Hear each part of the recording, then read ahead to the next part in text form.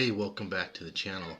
This is a booth that I started putting together as a concept for a tool company. And so what I did was I just kind of went with a theme of a shape, really. And so you'll notice that a lot of the furniture has kind of an arrow look. At this point, this is still high up in the clouds, and as far as a design, and the designer would want to start coming in and start looking at these shapes and measuring out distances and seeing if there's enough there, figuring out what type of edge will be on here, what type of router bit to use and that kind of thing. Are these pedestals working as arrows, or should we just go ahead and use a different shape? The other thing that I would do is, looking here, you might want to put some different tools, like if this company offered socket sets or something like that, that might look cool, just following the contours here, and then having some merchandise up on top. I was thinking about the same thing over here, just following these curves, and maybe over here doing several different rows back. These backdrops here, I have these designed to be fabric backlit panels, and the imagery is just something I threw on there just so there was something there, just for purposes of designing. So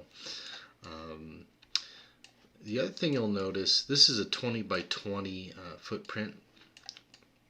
In the back here I have quite a bit of room, and I do that a lot with my booths, really just so that I have some storage space back there and that kind of thing.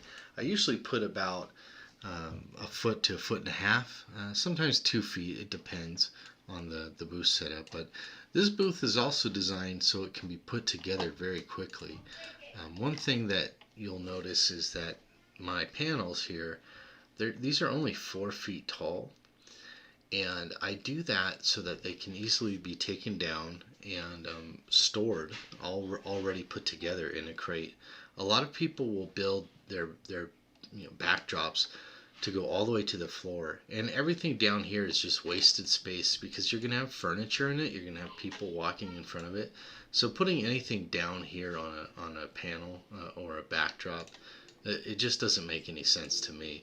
And so far I'm the only one I know that has figured that out. So I designed my booths to have the panels up high on some functional furniture. So these surfaces back here can also double as storage space, so I could put some cabinetry in here, and every night when the show ends they could put that stuff away.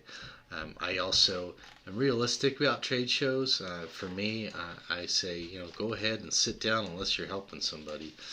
It's hard to stand for 8 to 10 hours.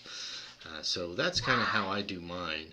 And anyhow, so this is just a quick example of how you can keep it simple but still put some some design elements into the booth, but really keeping it simple and sparse, and letting the product be not lost, not showing every single product you have in a catalog, just letting the product, kind of the flagship products or the new innovative products speak for themselves. That's the idea behind this booth.